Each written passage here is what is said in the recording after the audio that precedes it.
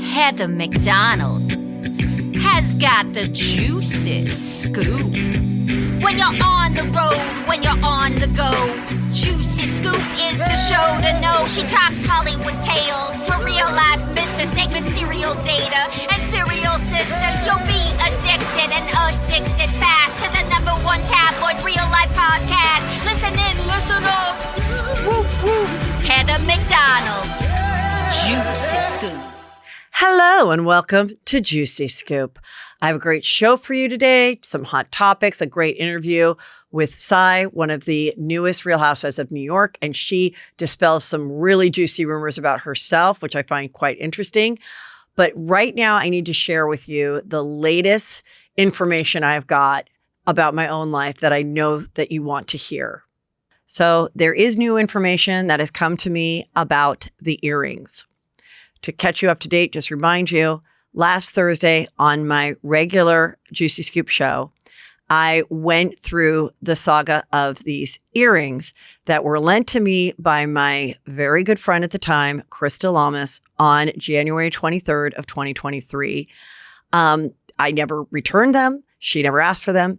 And then I went to St. Bart's and I wore them and I did a reel dancing in the sand and one fell, which was witnessed by 1 million people. And including her, in which she wrote a little happy emoji face, my earring, haha. In September 7th, it was made for my attention for the first time on Jeff Lewis's Sirius radio show that they were in fact worth $10,000 and I'm therefore responsible for them. I stole them, I'm a thief, I'm a felon, I should go to prison. I immediately wrote her and said, how much are they worth? And I went to my jewelry box and dug through it and found the remaining earring. After this information got out, I shared the earring, I shared the video, I shared me on the red carpet from the first night I borrowed them to the day that I lost them. A Juicy Scooper contacted me Thursday morning around 9 a.m. I read comments and DMs. And she said, hey, Heather, I'm watching your episode about the earring on YouTube. And I'm pretty sure I ordered those exact same earrings, from this website. And I clicked on the website. I clicked on the link to the actual earring for purchase. And I was absolutely shocked. They looked to be the same earring. Of course, I wasn't going to take that as 100%. I ordered them, which is why it took a few days for them to come to me. They just came yesterday. And I'm going to show you the earrings now. This is the earring from the day that I was told they were worth $10,000. And Peter wrote the check to Krista Lamas for $3,000, in which she cashed it upon receiving it. Here is the earring. We ordered 3 pairs from the website. Here's one. Here it is in the plastic. And here it is outside. Okay. So you can see all 3 pairs are exactly the same. They're beautiful earrings. They are cubic zirconia, I believe. And here they are. Now, you're probably wondering, Heather, how much do those earrings cost? They look beautiful. I agree. They look great. Hence why I believed when I was told they were of great value afterwards. I was like, wow, it's weird that you never told me that before. It's weird that you never asked me. It's weird that you lent me expensive earrings. But being dragged for months, the minute I heard it, I was like, here's the money. Please stop, trashing my reputation, which didn't stop. It went on for 2 more months about these earrings on Jeff Lewis's Sirius radio show. So you're probably wondering, what is the cost? The cost is, guess, thinking in your head, making it a little fun, $42 a pair. It's a great deal. $42 a pair. And the website is Revolve. Probably heard of Revolve. It's a great website. A lot of influencers love it and use it and promote it. And I remember she was a fan of it too. I remember going to a holiday party with her where we both wore a long white dress. I got mine at Neiman's and she said, I ordered it from Revolve. I love their stuff. Now, I have Juicy Scoopers all over, and this wasn't the only Juicy Scooper that contacted me after Thursday's episode, the public episode. And I got confirmation from the sources as close as you could possibly get to the situation that have confirmed that she purchased this exact pair of earrings from Revolve in the fall of 2022. So she had them in her possession in the fall of 2022. And then when I said, oh no, I forgot earrings, she happily handed them to me before the Apple shrinking premiere. Okay. So she knew where she got them from. They were never from a La Jolla real jewelry store that conveniently went out of business when she bought $25,000 of real jewelry and therefore can't produce a receipt or a credit card statement conveniently. No, she knew. She knew in the fall when she bought them. She knew in January 23rd when she bought them. She knew when she laughed on my reels saying, oh my gosh, my earring. She always knew they were from Revolve. Now, maybe she paid $60. Right now, they're on sale for $42. I suggest you get them. They're lovely. Now, I want to show you when they came in. Here is the earring. And the first thing I did was look at the clasp. You can see the clasp. You can see the comparison. And when I put it on top of it, it is exactly the same circumference. Because there's so much evidence of me wearing the earrings from those dates, I am going to show you. Here is the earring that Krista lent me, the remaining one.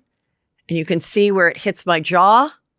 And here is the one that I just purchased the 3 pairs from for $42 from Revolve. Now, my question through all of this is why? Why? This woman I met through Jeff Lewis, and we weren't even very close when she called me crying. I was in Park City, Utah with my family. And she said, I can't believe what's going on with Jeff. I said, what's going on? She said he was saying all these awful things about me on the radio. And I sent him a letter saying to please stop talking about me on the radio. It was a cease and desist.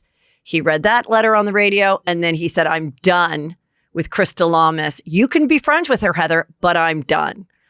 And I said, well, I am going to remain friends with her because you're her whole social life and everybody around you, because he insists that anybody now he says, you can't be friends with anybody I'm not friends with. It's disloyal.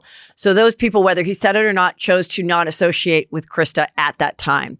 I did. I enjoyed her personality. I did many things with she and her daughter, and I thought she was a true friend. So I still don't know why and how long she was telling people that these earrings were worth $10,000. I know it was said for the first time the Tuesday after Labor Day that they were worth $10,000, but I don't know how many conversations were said about behind my back, or what other awful lies have been said about me that were not aired on Sirius Radio that permanently damaged my reputation with listeners, but more importantly, with true friends that I don't know where I stand with those people. So I don't really know. I still don't know why. I don't know why she is a liar. I don't know why she chose to go with this lie and cash the check. I did think it was weird when it was $10,000 from Jeff Lewis and then it was $3,000 from her. Not until I went on October 23rd did I realize that they were not real. And not until these earrings came in the mail did I realize how deep the deception went, how much she was absolutely aware that she was deceiving myself as well as those people that she told that these earrings were worth thousands of dollars. She was married to a man that has passed. His name is Michael Lamas. He was facing a 50-count indictment. So I don't know why she's going down this same path. She doesn't have to.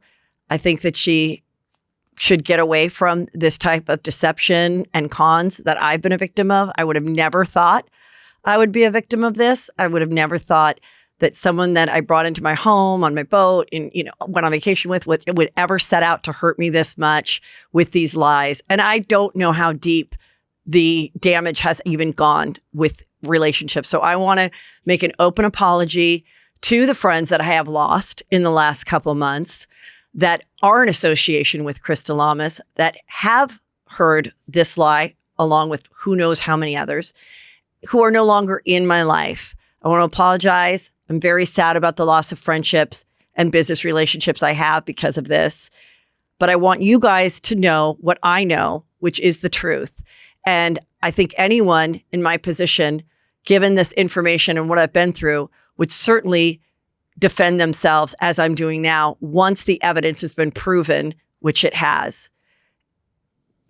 So moving on, it's going to be 2024 soon. I am happy to close this chapter and move on. It was a horrible time in my life and career, personally and professionally.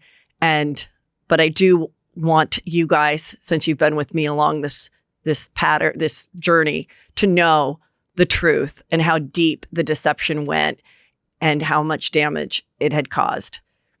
And go to Revolve, get these earrings. They're $42. They do look great. They're a great pair of earrings, and it's a great website. Thank you. All right, now for some real juicy scoop. Well, everybody's going crazy over this story.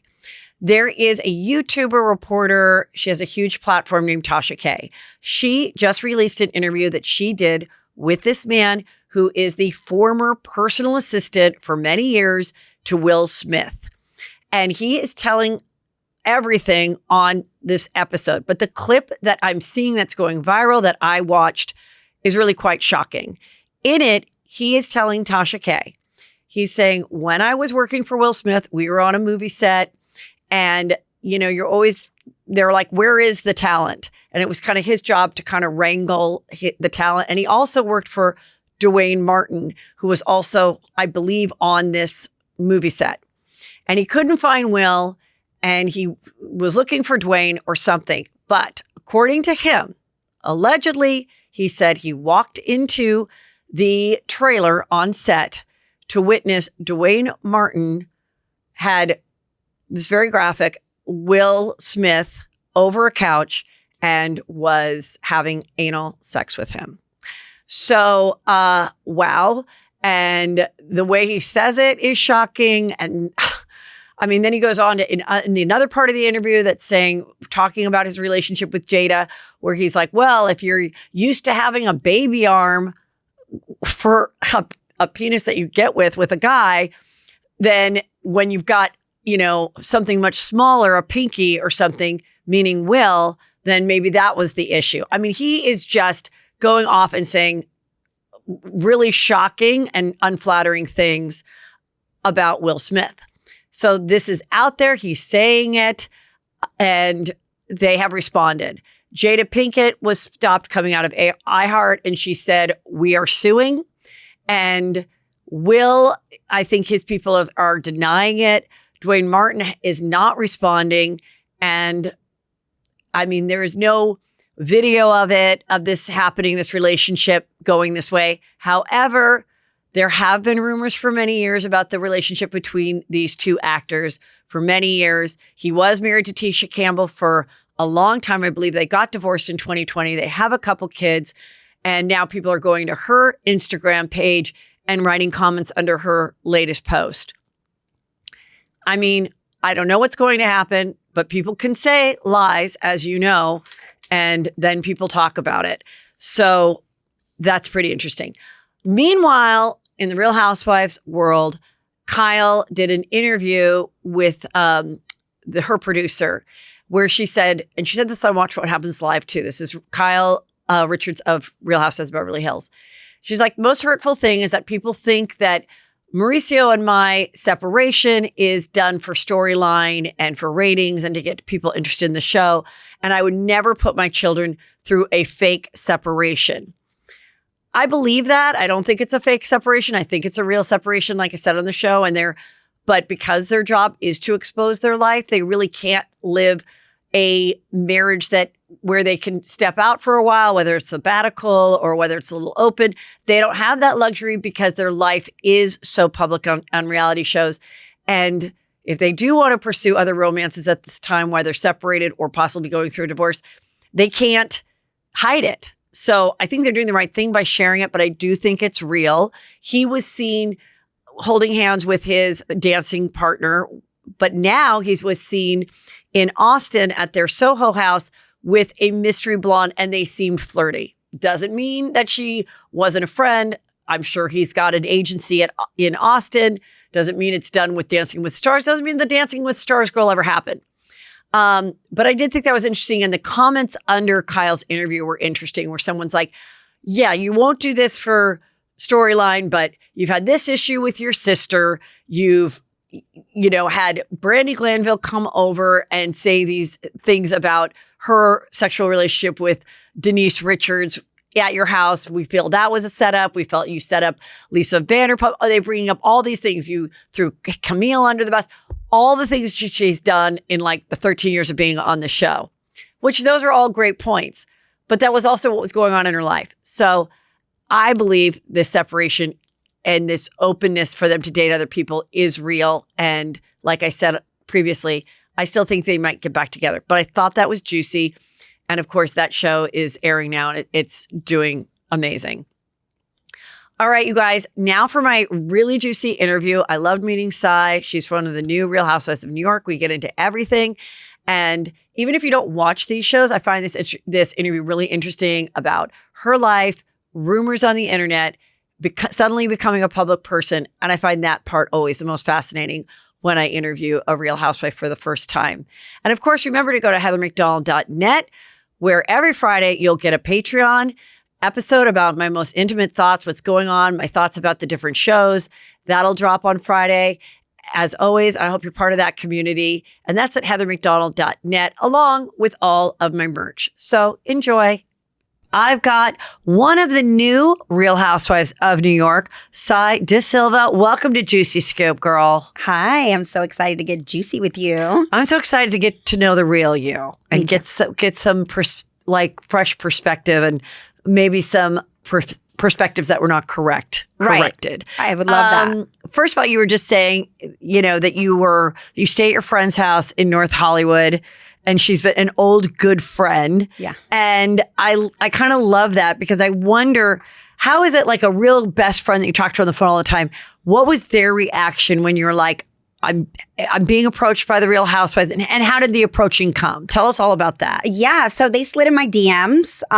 Like a casting director? A casting director slid in my DMs. And so you're just going through and you saw what? And I saw like, hey, we're casting for Real Housewives of New York. To be honest, I think I was the first one to be approached for this reboot because they approached me for the old cast. A couple years ago? Yes. Like when they were looking and they added Ebony and Leah? I think it was right. Yeah. It was when they added Ebony. And did you get to the point of they at least like interviewed you or no? So I think they just asked me if I was interested, and I was like, they asked me if I would hang out with the cast, and I said, listen, we're not the same. We don't hang out in the same places. It probably wouldn't work out. Oh, you said that, yeah. But because you were thinking of like Luann, Dorinda, Sonia. The cast that has been there for so long, I just didn't think that I would mesh well with them. Which it totally makes sense because. There's like how old are you? I'm 43 this month. Oh, you look very young. Thank you. Oh my God, thank you. But I still think even like a 20-year age difference is not, you could still be friends, but you wouldn't organically be friends if you were watching a show because your kids wouldn't be the same age, you wouldn't be hanging out. Right. And I think when they started Real Housewives of New York, the original, these women really did know each other. They really were all the same age. They really, had a little bit of history. And I think that's good that they just did a whole reboot, really. It was completely different. And then I didn't hear from them. Fast forward, I think Variety did an article, and it said that they're going to completely reboot. And then I heard from them again, and they were like, okay, listen. I said, now I'm intrigued. Okay. I was like, a complete reboot of people in New York City. It's going to be diverse. It's going to represent what New York City really is. Started talking about some of the people that, if I knew them, if I didn't. And who people did in our you circle. know? To be honest, I knew no one. Okay. Not one person. So they probably found you because you are a social influencer, and we were saying you did a lot with your kids who are 12 and 6 on your page, a lot of fashion. And so now, were you a fan of any of the Real Housewives? Were you a Bravo person that watched? I'm not a crazy Bravo person, but I definitely watch it. I watch Atlanta. I watch Beverly Hills. I'm recently into Salt Lake City. I watched last season, but this season is crazy. Like crazy. Big fan of Salt Lake City and Potomac. Yeah. Well, then pretty much all. So the only ones you really didn't watch was OC, Dallas, which is gone. Yeah, I never watched Dallas. I watched OC only a few seasons. Okay. But you're pretty much up on it. I am. And did you ever think watching it, I could see myself doing that? Absolutely not. Oh, really? I never, ever once watched these shows and thought, yeah, I could totally do this. So when they came to you, did you tell your husband right away, or did you not tell him until it seemed like you were about to get it? At first, I was like, am I being punked? I was like, is this a scam or something? I didn't tell him until I interviewed for it. Okay. And then after I interviewed and they came back around and were like, okay, we want to interview your husband. And I was so on the fence about that because my husband's not on my social media. And I just really was like, if I did this, he would have to be on it. It would be my entire family dynamic. Am I okay with this? Is he okay with this? And I told him and he was like, this is the dumbest idea. Like, are you joking? He's like, absolutely not. And I was like, look, it's a reboot. It's going to be completely different. It's going to be diverse. And he goes, you know what? If you really feel like this is something you want to do, then I'll support it. And nice. So that's how our conversation went. And how did you meet your husband? I met him in Costa Rica at a swim-up bar. Oh, okay. Which is, there's a YouTube video about it. Okay, so I'm hearing I heard or read or getting bits and pieces. I thought he owned a bar and you worked at it. I've heard that too. Okay, so that's I'm so not funny. crazy. That's great. But it's a swim-up bar turned into, that's why all these this is telephone. A game of telephone happens. Yeah.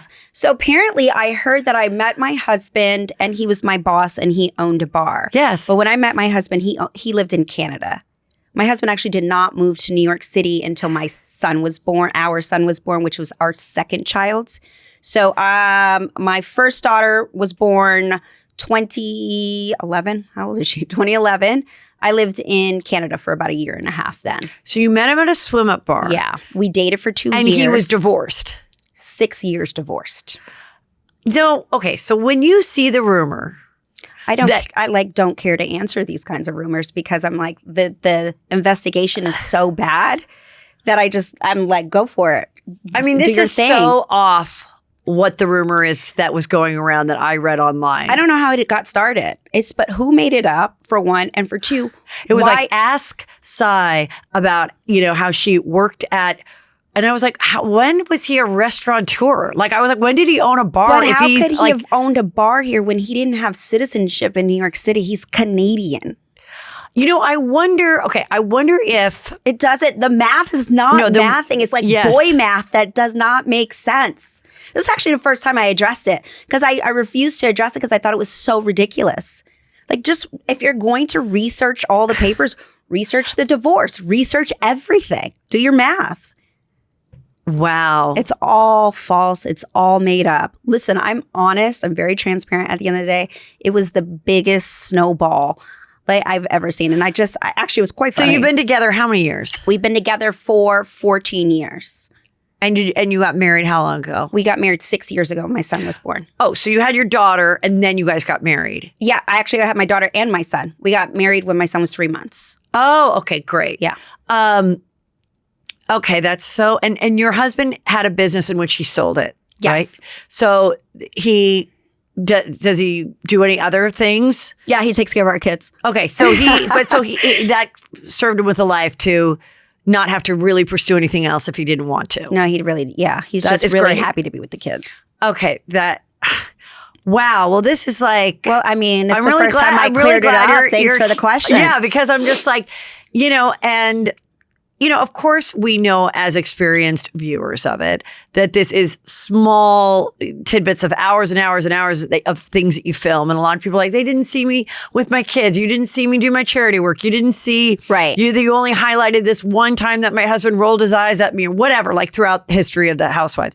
So, I mean, I do think that is interesting. Now, with this particular season, is that it was a little confusing to the viewer of your lives. And I think that's what was confusion. Like, I was like, wait, who's married to whom and how did they meet? And like if you watch the original Real Housewives of New York, for like the first 3 episodes, they almost didn't even interact. We'd see Jill in her home with Bobby and her daughter. And then we really kind of understood, oh, this is the Countess. And I think it's because you guys, and it's not a secret, but you had another cast member who then left the show. Right. And so I wonder if that is why there had to be some editing, adjusting, and why there was a little bit of confusion about people's lives. No, she left the show early on. So I don't think that was anything to do with it. I think what happened with, even if there was some sort of confusion for viewers, is that we're the first season. It's season 14, but it's season 1 for us. Right, exactly. So we had really big shoes to fill. You needed to know everything about us from the gate. We can't be laggy. There wasn't any time to lag. Season 1 Roni could lag all it wants. But we were very much like, we need to pop off straight out of the gate.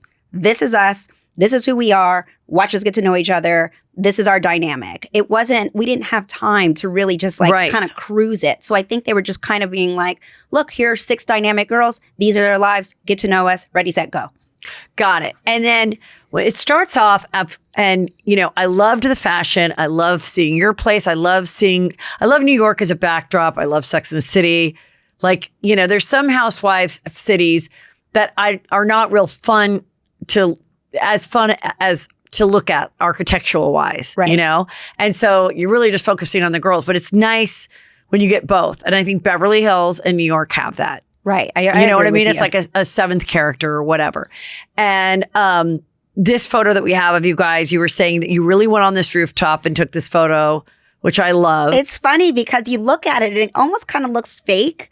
I mean, there are some additives like these birds in the background. Yeah. But for the most part, no, we really were on this roof. We were on this little wooden box. The steps were there. Everything about this is everyone's placement is real. This is a real photo. It's just a little enhanced with, the colors and the birds and everything. Other than that, this was exactly us. Now, you all really kill it in the fashion. All of you have great fashion. And did all of you have a stylist as going into the, when you watch the old things, the girls from the OC with their sky tops, and people didn't know what they were getting into because it was 16 years ago. Right. And now it's like, hey, look, I know I could probably get you're stylish. I could get the help, but I also want to make sure before we start filming that I have some good outfits together.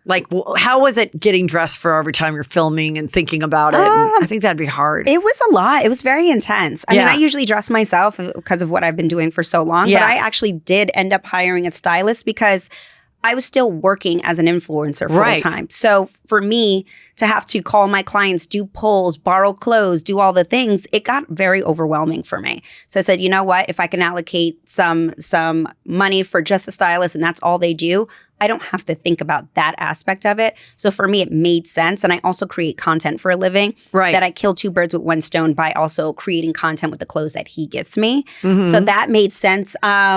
Not everyone had a stylist, no. They all kind of just dressed themselves. Not everyone. I think maybe 2 or 3 people had a stylist for certain events. Yes. But otherwise, people just dress themselves. Well, I think they all did a great job. Yeah, I think everyone is a very fashionable cast. Very fashionable. We have our own personalities. Everyone's super different. Yeah. But it shows by what we wear. Right. So we start to get to know you guys. And now the first argument, whatever, is you're at BravoCon last year. They announce your show. And then you're free to go off for an evening. Mm-hmm. And Aaron goes, I have a table at whatever. Can we say it now? Yeah, Catch. Okay, they says Catch.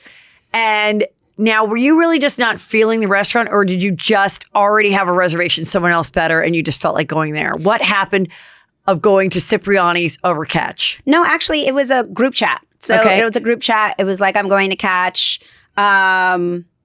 And then I think Bryn hit me and was like, I don't want to go there. I said, I don't really want to go either, but I'll go for a drink. And then I said, okay, do you want to go to Casa Cipriani to go and eat? And she's like, okay, yeah, so we'll break off. Because Aaron ended up getting a reservation for 10, which we all know getting a reservation last minute is extremely hard, which is why she ended up going with Catch. So that evening, I thought that I told Aaron, I sent her a message. I said, hey, by the way, I'm not going to stay for dinner. I'll stay for drinks. And at the end of the night, actually, no one even said that they weren't going to Catch. Everyone actually just left me. I was the last person to leave. So Aaron was there. Everyone was there. They all left. out and I was the last They person. all left and had their own dinners? No one ever told me, hey, we're not going to catch anymore for a drink or anything. Everyone just left. Oh, you mean everyone never showed up to catch? Only you showed up to catch? No. So we left. Oh, sorry about that. We left BravoCon. Okay. So as we were leaving BravoCon, everyone was saying bye and leaving. Oh. But no one ever said, hey, our plans are canceled.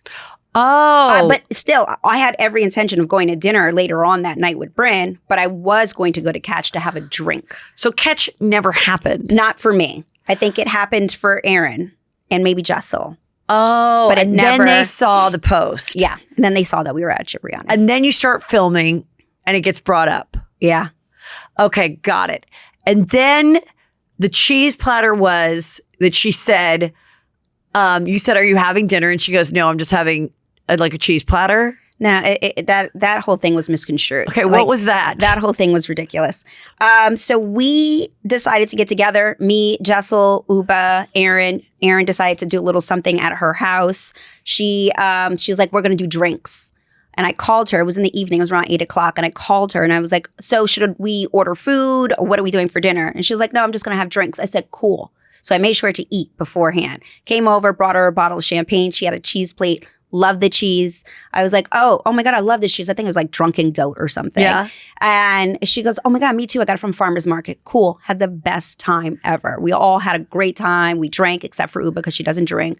And was this filmed or not filmed? This was not filmed. Okay. This was just us hanging out, having a good time. And then next thing you know, I meet Bryn and Bryn was like, oh, funny. Erin said that you went to her house and said, is this all we're having? Is this cheese thing? And I'm like, but I never said that. So it insinuated that I was being rude, but it never happened. Erin and I ended up talking about it and we squashed the beef. And well, it was you were ridiculous. mad at the reunion. I was so upset about it because I'm like, it's the stupidest argument. It's ridiculous. But at the reunion, I was like, can you just please admit that I never said it? And did she? Yeah, she did. Okay.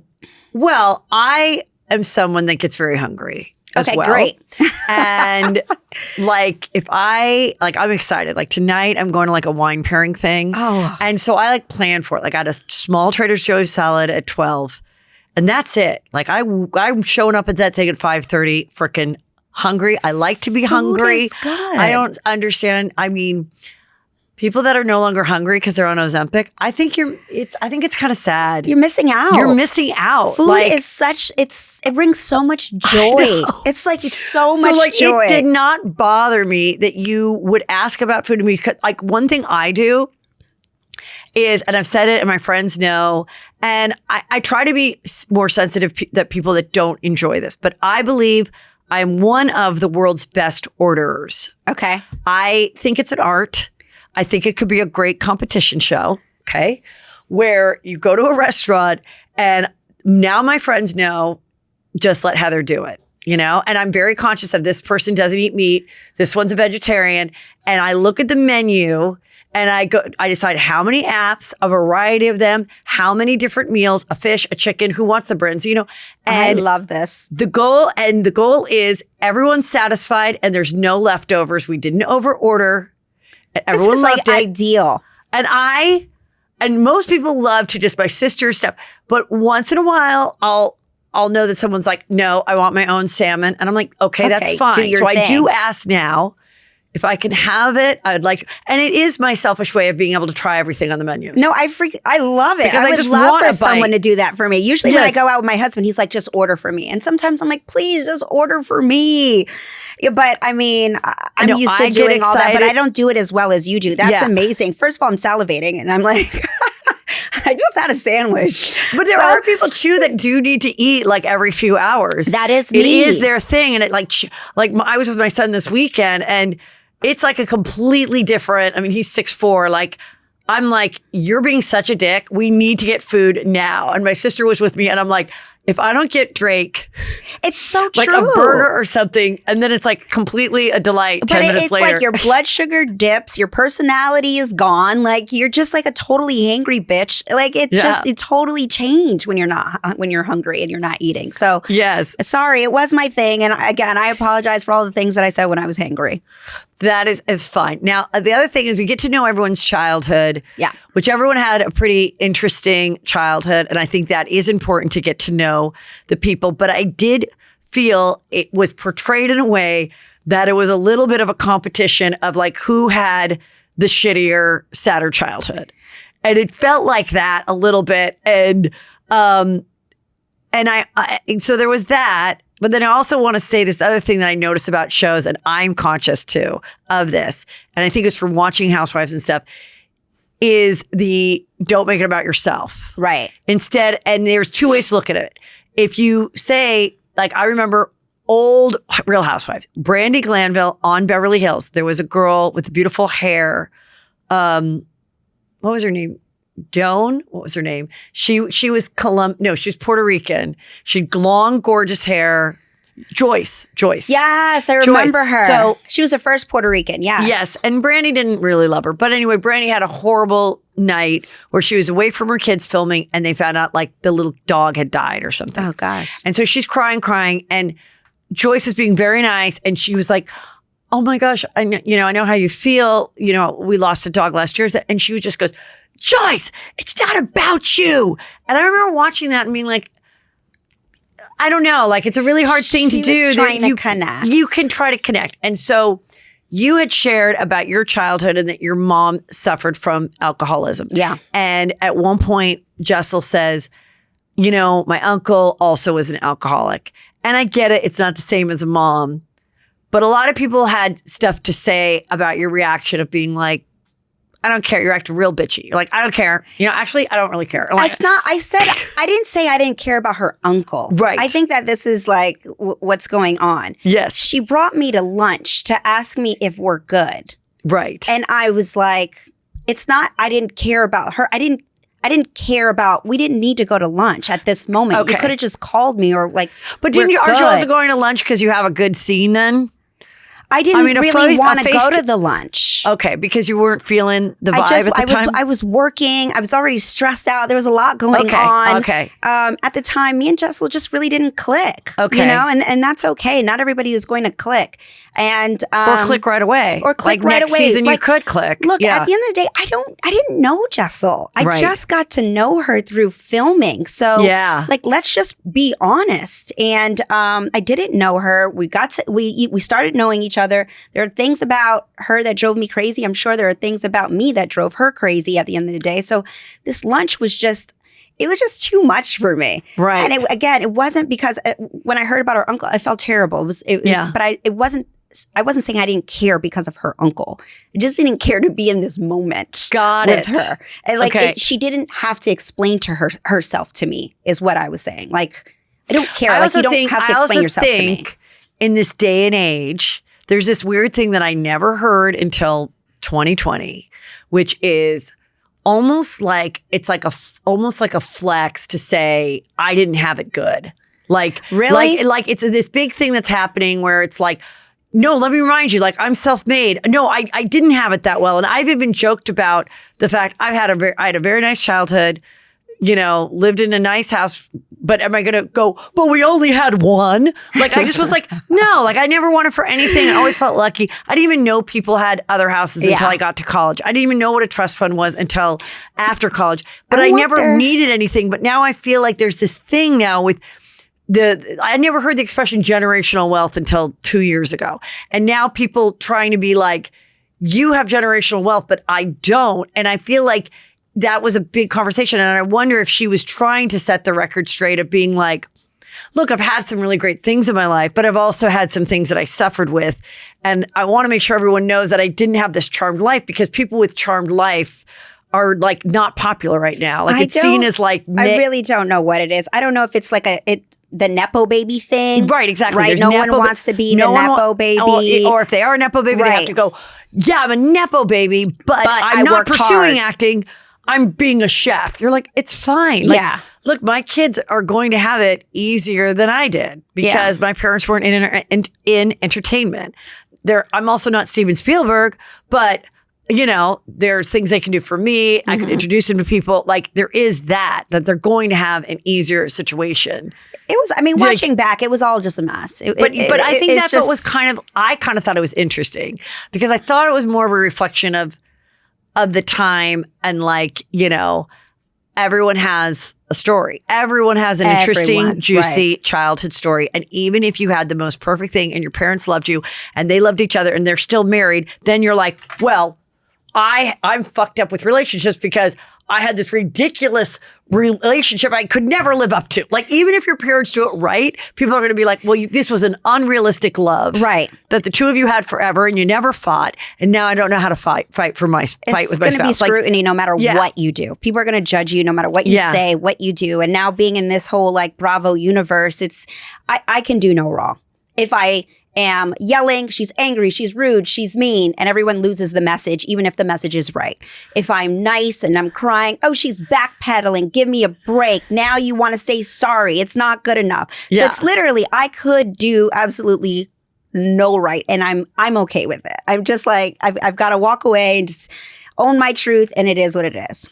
Well, I think that it's a very hard job to have. Right. And I do think when I hear someone like Kyle saying, oh, I've suffered from anxiety. I'm like, of course you have. You've been on Housewives for 12 years. How could you not have anxiety every time you film?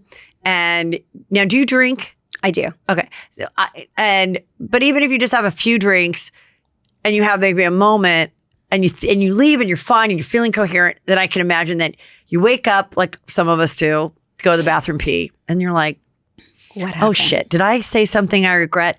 Now you have to think about that. Then you have to think about when they see it, when they get the episode a week before, then when the whole world sees it, then when you have to also explain it on Bravo. Like, it is weird to really let yourself go, I would think. Because you're reliving a moment 3 times. Yeah. And it's not realistic. That's not how the world works. You're 1, living in the moment, right? You say those things. 2, now you're watching it and the whole world is watching it. Right. And they're judging you. And you have to deal with everyone's opinion online. And then 3, now we have to talk about it again in the reunion. Right. So even if you squash beef or whatever, you move on, it continuously circulates and it's in your face. Yeah. So it's a very hard thing to go through because it's a very unrealistic thing. Like, it's a very unrealistic experience that people don't realize. Yes. Now, Uba, who is a lot of fun. She's a lot of fun. And a gorgeous girl and a real model and all that. So she lets you know that she's dating this guy. Right. So when you guys are at what was it? You're at the golf place, Top Golf. What were you doing? Oh, swingers. Oh, it's a golf thing, right? Yeah, I couldn't, I won't forget the name. So she is showing you a photo of him, right? Right. Which now we've seen him. Very good looking. They make a gorgeous couple. Yes, correct. Yeah. And so you're like, good for you. It seems like a winner, has his shit together. And so now, where did you get in trouble? This is what I don't understand.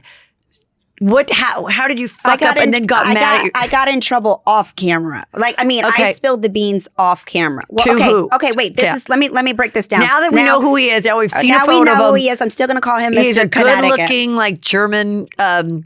He's amazing. He's sweet. Executive or something, He's a businessman. Okay. Loving. How did they meet? And I don't know anything. Okay, don't say that then. Okay. So all I know. No, is that they're together. We all know they're together now. They went to the ballet and they looked hot. Okay, they look great together. She showed me, said she's good. She's happy. Lovely. Mind you, I don't know his name. I don't know where he works. Okay. All I know is where he lives. Right. I know where he lives and I know they're dating. Those are the only 2 things I know. And you saw the photo that he was cute. And I saw the photo that he's cute. Okay. Move on.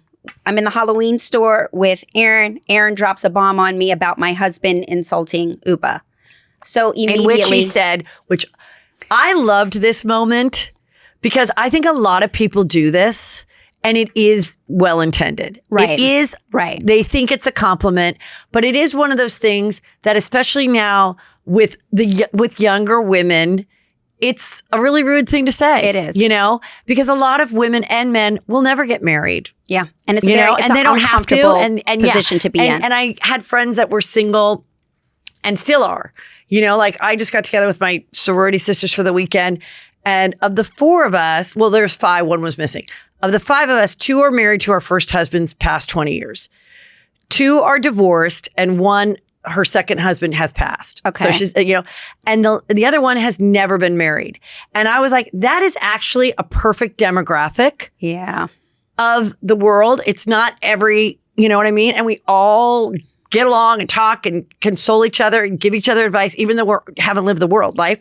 So I think, but I have seen that happen with single girlfriends where people, girls and guys, like, what do you mean you don't have a boyfriend? Like, you're gorgeous. What's the da-da-da-da?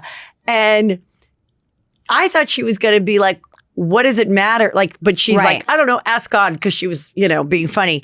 But like, I totally got how the intention was a compliment. Yeah, but I thought it was a good teaching moment for the world, honestly. It was a compliment, but you can tell it was, even when I watched it, I said, hey, babe, that wasn't cool, because it was an uncomfortable moment. Because he's also yelling it. You know, it's like he's like, hey, by the way, why are you single? You know, it was a very uncomfortable moment. And I know my husband, he meant nothing but good intentions behind it. But I think after he saw it and me telling him, he completely understood. Yeah, totally. And then which he did later on, apologize. But yeah, the final thing. I also think a question that I think is cringe and has to stop is when you meet somebody and they have a child, a couple children, to say, are you going to have more? Yeah. I think we need to stop asking that. Let that person give that information once they're more comfortable, you know. I agree. And say, he's 2, we're trying because we want them to be close in age. Okay, now you know they're trying. Right. Then you can talk about it. But I think, I remember It's a weird thing. my mom has passed too. And I remember my friend, who was my friend for a long time, she had her son and he was super cute. She had him at 38 and she didn't even have trouble. She was with her guy for a long time. They just tried and then she got pregnant.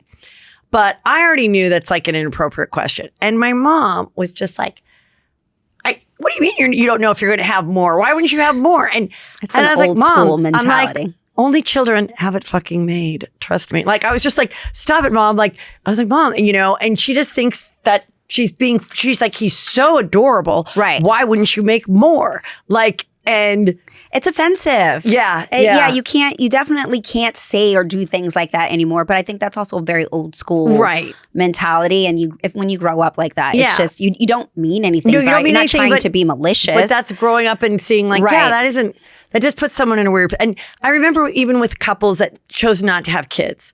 And there's that scene in Sex and the City 2 where they're at the wedding and there's the girl's like, oh, I'm a fan of your books, Carrie. And do you have kids? And they're like, no, it's just us 2. Just us 2. And the girl acts all weird. I remember this scene. Yes. And then it was like, well, it's just us 2. But I had friends too where people asked and then finally she gets to an age and people stop asking. That's crazy, right? You know what I mean? And it's like, finally. It must feel so good that when people stop asking, you're like, thank God you stop asking me. But then again, are you like, is it because I'm older? Like, do you start feeling old because people are not asking? I had one friend and she, you know, Jen Kirkman, she's a comedian. She actually wrote a book talking about how she chose childless by choice, you know, and she was married. She's now divorced, but she was married. And she knew right away with the husband before they got married, we are not having kids. This is what we both want, blah, blah, blah. And she had a lot of jokes about people asking stuff. And I think one of the nicest things she said to me was, she's like, Heather, you were the only person that I told that was like, cool. And I'm like, yeah, because I have them. Yeah, right. Because I have them and I know what a life of stress of having them is. And it's no joke. And I think you're a very lucky person if you know you don't want to have them and you're not someone that wants them and then is struggling to have them. You know, like you're good, you're fine. And I think more and more people, that isn't a weird thing. That's not a sad thing. I think it's fine. I think it's becoming normal though. Yeah. I have a few friends who don't want children. Yes. And I never say anything. I'm always like, that's cool. And it's good that they can see other successful, happy women that were childless by choice and have a wonderful life in their 50s and 60s and they're, you know, and they have other children and family around them and they never felt like they missed never out. want for it. So and if someone does say, hey, that's my one regret, then that's their story too. But like, yeah. I think it's fine. Yeah, yeah. I think it's fine. I'm so like, I good for kind you. of saw it as a nice moment a teachable moment. Right. Where intention's not bad, but in that very moment, I didn't know she was offended. I missed the entire moment. Yeah. Like, because I'm so used to my husband blurting out these kinds of things. Yeah. That I'm just like, oh, it's whatever. But you know? well, your husband in one moment I thought was pretty great when you were like talking. Now, Jessel admits she's the one that put the information out there. We're not fucking, okay? She's the one that said it. So I want to make that really clear as everyone's talking about. She could have very well gone on the show. There was no paper she had to sign. We need to know how many times you bone in order to get the Bravo contract. People lie all the time. You can say you're having it every night. You can say you have it once a year for comedy purpose. Who cares? Right. You can sleep in separate rooms and no one has to know that you sleep in a separate room. The cameras are not 24/7. Right. You know, 100%. It's whatever you want to share. And I love that she shared it because I think there's also a lot of people out there that their sex life is off track. They're not boning. Maybe they're both not that sexual. It doesn't mean you can't stay married and have a happy life. Just for other people, it's like, what? You know, that bone all the time. It was shocking. I think it was like... Because they're young. It's one thing if maybe they're older or whatever, but like they're young but your husband was like, well, I mean, they have 2 little babies and blah, blah, blah, blah. And so I thought in that way he was cool. He was like, I don't know what a woman would feel like, you know, after having two babies, going through a journey. You know what I mean? No, I thought his answer was, he's level-headed. He's like my voice of reason. Yeah, that was great. I was also on your side of confusion about the trips to Vietnam. I was very confused, but also... I don't know, like everyone, she was also confused. There was an episode where he told her and she was also very confused. So where he said, just to fill people in, she said he goes to Vietnam within like a 3-day period just to pick up miles. Correct. And I thought it sounded very suspect too, being that it's Vietnam and everything. And I talked a little bit about it on the show, but I did have people write in and say, I do this or my sister does this. And then when he explained it where it's like, no, you kind of are, you know, and my husband is good at booking shit and I'm not. Okay. Right. And there are people that kind of get off on like, you know, getting the credit card thing and you get the Adele tickets if you go on right now. And if like he's good at that and he knows, no, if I go right now, I can get the, you know, first class ticket for $200 because they have an open spot.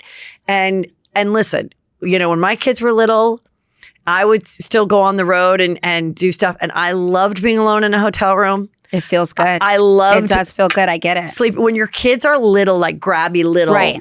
You know, your kids are older and mine are really old. But like where there's like 10 years there where you're just like, you're never alone. You never get to sleep. You're never solid sleep unless you go away by yourself. So, and I did like going on planes. Especially if it was first class, I was like, oh, I get to watch my movies and I get to have someone bring me wine. And like, so then I kind of was like, okay, it's his escape for 3 days from the 1-year-old twins. But I mean, think about it. If you're in that moment though, I'm not watching the show. I'm in a moment.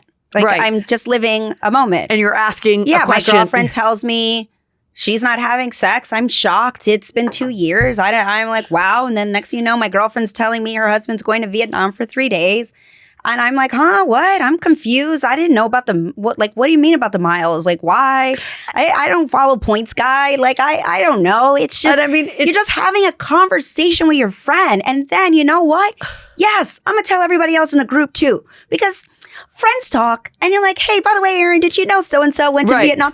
It was just a freaking moment. And then all of a sudden, it happened over and over again because it became a storyline. Yes. And once something becomes a storyline in a show, someone has to keep pushing it. Or if it doesn't keep being pushed, there's no storyline and there's nothing to talk about. And this is what happens in these shows. So did I push Jessel's storyline a little bit too far? Yeah, totally. But you know what? We're talking about something, right? Yeah. I gave everybody something to talk about. Jessel gave me something to talk about. And it was what it was. We produced a really fucking great show that people are talking about. What I think people also like is at least there were a couple husbands. You know, so many of the shows, we don't either have husbands or we don't see the husbands. And we like seeing the husbands. I think people like that about New Jersey. We like seeing a dynamic between the housewife and a guy, whether she's dating them, a boyfriend or whatever. And so it's nice that the three of you like had husbands that were participated that we got to see. I think that's. Do we really like that though? Do we like when they're like overly involved? Do we like when they? I think it helps with or the do we storylines. like when they're on the sidelines? I think it helps to have them be. I think the show is more exciting when it's not just all women. You can do a girls' trip for that, but if we're really following someone's life, no, I do want to. There's certain housewives, like Lisa Rinna, when she was on, it was like Harry Hamlin was like literally like on one time to like barbecue some chicken. We never went to the dinners. We didn't see the guys talk. We didn't see them ever exchange. And then Erica Jane before she got that was like, okay, Tom barely made an appearance. Now we have no men, but like PK. And so like, I don't know. I like it. I like it if it's possible. But if your real life is that your husband really doesn't want to participate, then that's also real life too. Then he wouldn't go to the dinner anyway. Right. So like, I get that. But like, when they had their sexy night, which was reminiscent of, I remember Ramona and Mario, they have a sexy night at a hotel and everything. And then she comes out and she's like in her lingerie and she looks good and he's kind of laughing. She looked great. And she's laughing. She looked amazing. Also, you guys, there's cameras and lights. Like if they're going to screw that night or tomorrow morning or whatever, he's not going to get a boner right now. This is so embarrassing. These aren't like real. This is the first time they've been on a reality show. Like we've seen Tamara in the tub with Eddie. We've seen these moments, that, okay, if they're extra comfortable getting down, great. But not everybody is. Right. And a lot of people are not into PDA. So think about PDA with the camera, somebody cramming, like it must be kind of hard, I'm assuming, yeah. I mean, I don't do PDA. I definitely was not putting on lingerie for my husband. So I could see how that can be totally awkward for sure. And then look, that was their thing. But I definitely think that Jessa looked absolutely beautiful in her lingerie. She should have got a round of applause, to be honest. I would have applauded her. I thought she really she was like the most disliked in the beginning and then like the most liked by the end. Right. People now find them like funny and great, which is great. And I did think the green and black lingerie was unflattering on her. It looked like a Christmas tree. Well, it just like wasn't good around her boobs. It's like funny. Just wasn't. But she didn't have to be mean about it. But I don't think she should have been mean, right? No, she shouldn't have been mean. It was definitely a gift, and it was more of just. Sometimes when people give you things, you don't have to. You can be like, oh wow, okay, maybe I can exchange it for something else. Like what I would have done if I was a constant. If I put it on and it was that unflattering, unless I was going to come out, which I've done with friends where I'm trying on stuff and it's something so horrific and awful or like camel toe that I'll come out and like be funny about how awful it is.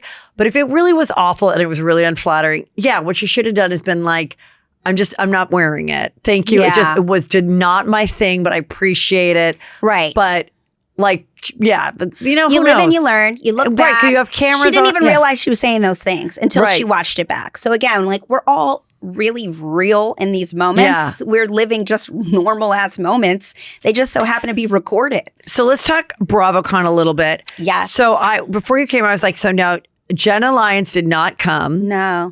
And I'm not surprised. I think this is a lot of over censoring. I can see why she didn't.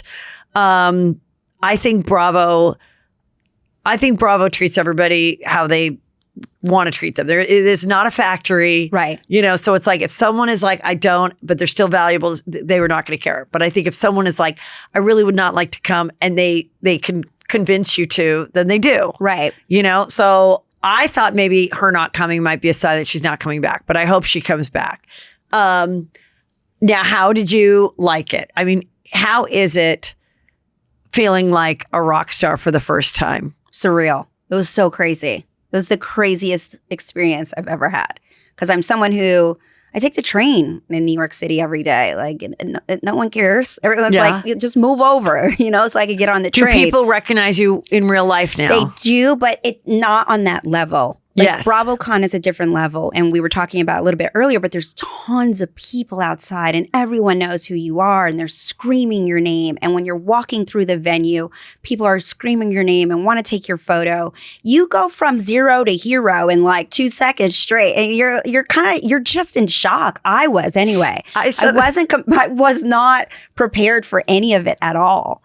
I saw this girl just walking around where all the booths are and stuff. And she had a white dress on, and she really did look like Whitney Rose from Salt Lake City. Oh, wow. And I just started going, oh my God, you guys, it's Whitney Rose. And I swear a group of people came and she was laughing. And I mean, she really did look like her. But then everyone's like, oh, wait, that's not her. That's not her. her. And it was just like, I like your prank. That's actually really funny. Because everybody's like, it's all about the photos and, which I totally understand. Right. But yeah. How did your panel go? My panel went really well. We did miss Jenna. I felt like Jenna definitely should have been there not should have, but it would have been nice if she was there for the panel. I think, I don't know how it works. Obviously, I don't work at Bravo, but like if I was there, I'd be like, hey, could you just make the panel and you don't have to do all the photo things and go to the tent and go do the other show down at the bottom of the stairs and that kind of stuff.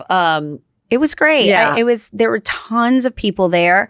It was pretty much sold out. There was only standing available, and then a lot of people didn't get in. Well, Christian Snow has a great Instagram. When I saw him, I was following him, and he said that he felt that you guys got the most excitement, love, the longest line for the photos, and I do think it's because it's new, and the fans have maybe gone 3 times. This is the 3rd time.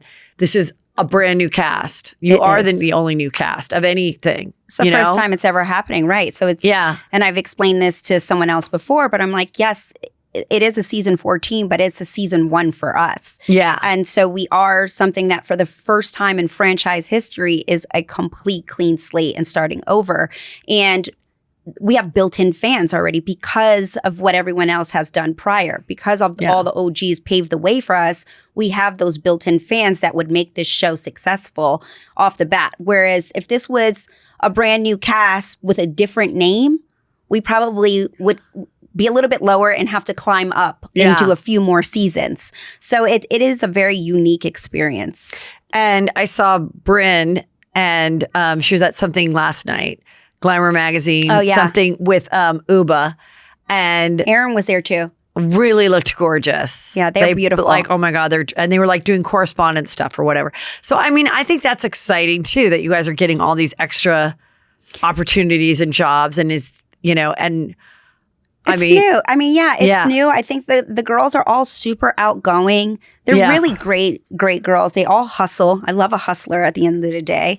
So, I think everyone's taking advantage of this opportunity and just going out there and hustling it up. So it's, for me, I'm like, this is right up my alley to be surrounded by other women who are driven.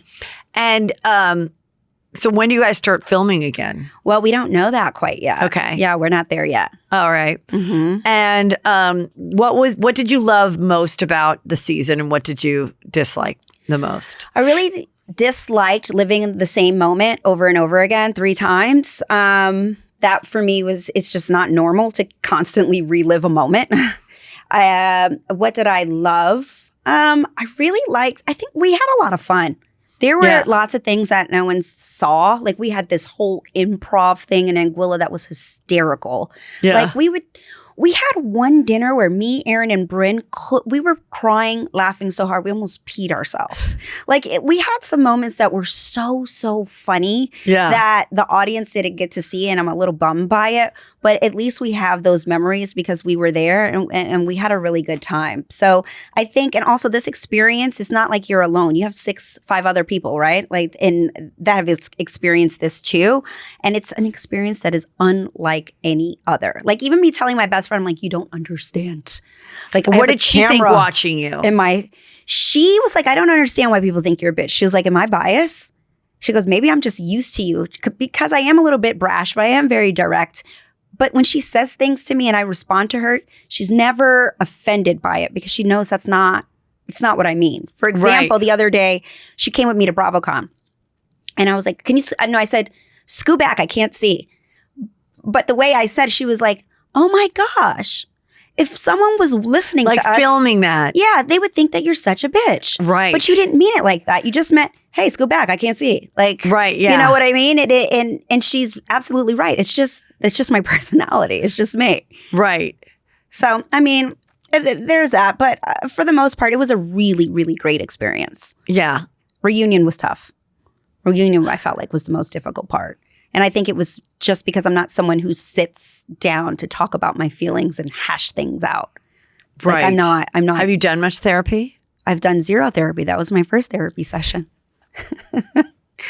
Andy's my therapist. And so you never went to any grief counseling when your mother passed? No. Actually never talked about it until that was my first time talking about it. How long has it been?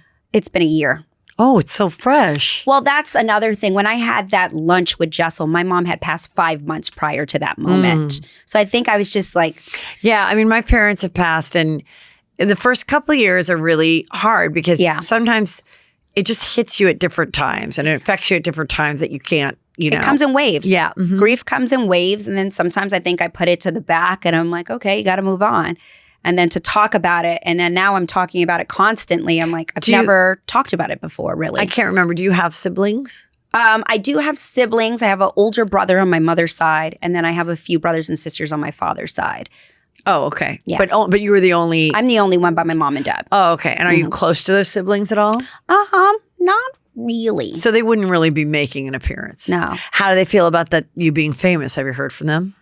I think my older brother thinks it's super cool. Oh, that's good. And then I have a younger sister who thinks it's great. Oh, that's my good. older brother. He lives in the Bronx. I don't even think he knows what's going on.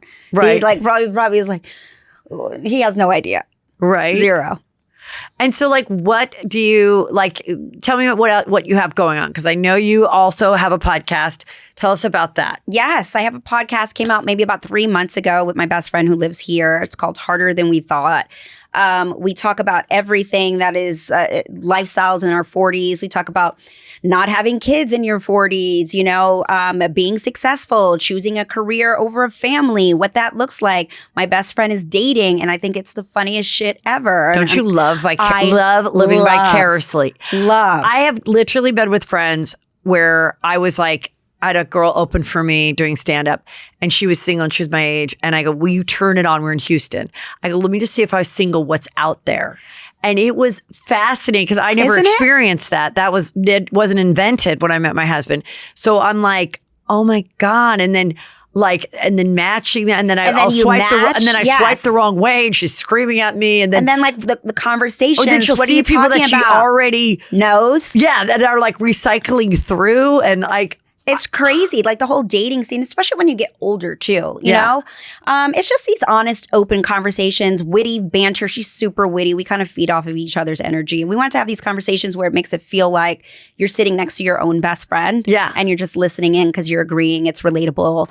And that's pretty much what we do. We're not doing any like recaps or anything like that. And I brought up Roni probably once. Yeah. But I didn't want people to just come there and just only like focus on Roni. I kind of needed a break from Roni. Right. I wanted to just talk about. And how do you handle social media and people coming at you in your DMs and telling you stuff? This person said this about you on this podcast, and this, like. Oh my God, somebody told me what did he say to me yesterday? Someone came to me in my DM and was like, you're a total loser, and all this other. I'm sorry. But it's actually quite funny. I don't get offended easy. Some of the hate would make me laugh too. It was so funny because the person was so upset with me.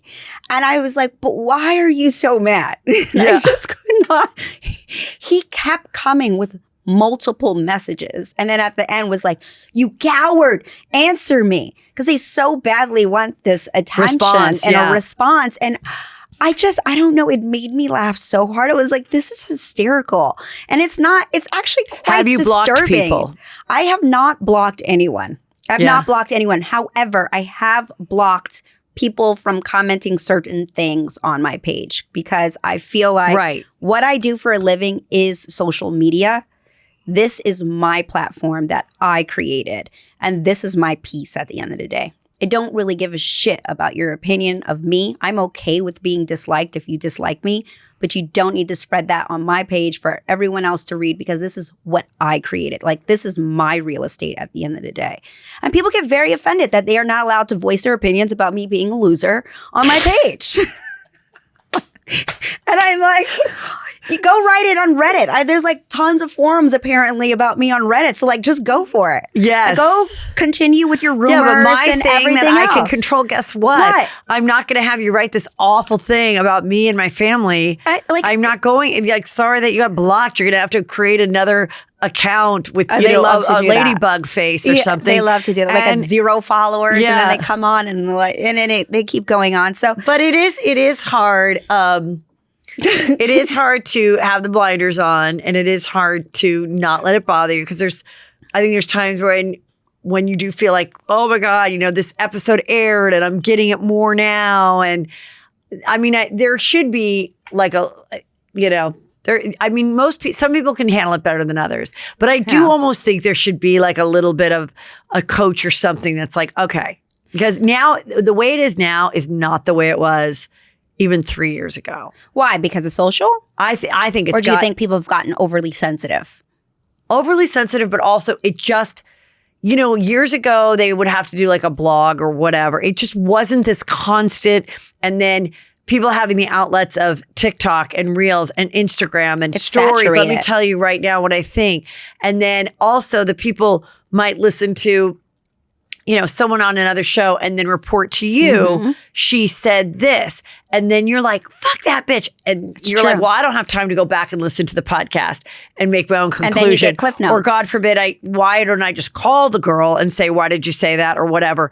But then, because you're mad and you're not talking and the reunion's tomorrow, so I'll save it. And I get all that. We're going to have Cliff Notes here. But I can see that people are going to spin this whole conversation. Yeah. And then next thing you know, there's going to be another rumor of me. So it's like, it is what it is. If you're going to go out and talk, like, people are going to misconstrue it and tie it up and do something with it and spin it any way that they want. Yeah, I do think it's important when you have a fact that comes forward or whatever in your life, like, it is good to clarify it if you can. Sometimes I don't care. Yeah. I'm like, fuck it. They're going to say what they want to say anyway.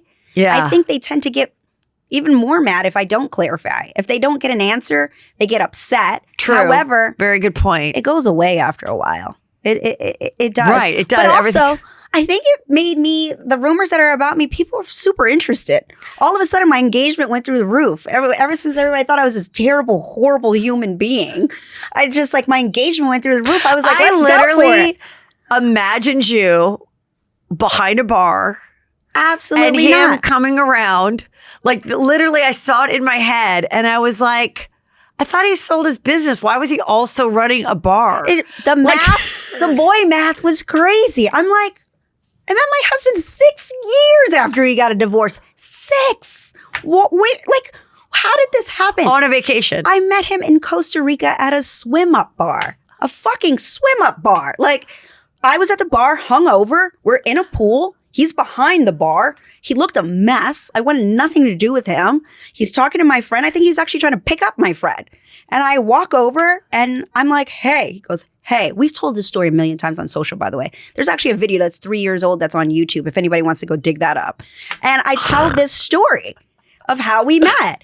And he actually insulted me. Instead of saying, oh my God, you're so beautiful, he said something so insulting and I ended up laughing. And I was like, you got a lot of balls, because I could have went left. And he was so funny. And he flew to New York the following week and took me on a date. And we started dating for 2 years. And he would fly from Montreal every 2 weeks. It was a 45-minute flight. And that's how it happened. And I got pregnant 2 years later. And what were you doing back then? I was a bartender. Oh, this is where all the facts got mushed up. I was a bartender, but I met my husband at a swim-up bar in Costa Rica. So I think the rumors they just were not accurate. There was some telephone game that got really messed up. No, he was. And then also, I have a stepson who's 23 now. Oh, great. So at the time, my stepson was 8. Okay. So it just, guys, math is not mathing. I love it. And I love that Jimmy Fallon talked about you. I love Jimmy. Thank you, Jimmy. He understands me. Yeah. So you showed that clip. That was funny. So your name on Instagram is Scout the City. Yes. I love that. But if you also type in her name, you can find her if you don't remember that. But follow Sai. And are you on TikTok too? Yes, I am. Sai De Silva on TikTok, Scout the City on Instagram and YouTube, and then Harder Than We Thought on my podcast. I love it. Yes. Love this was it. awesome. Thank you. Yes, I had a great time getting to know This you. was fun. I'm glad that we cleared up some rumors. Yes. It's getting Very hot. good. It's getting hot in here. Let's go to a bar. Yeah. A swim up bar. A swim up bar, of course. Meet your husband. Thank you. Thank you.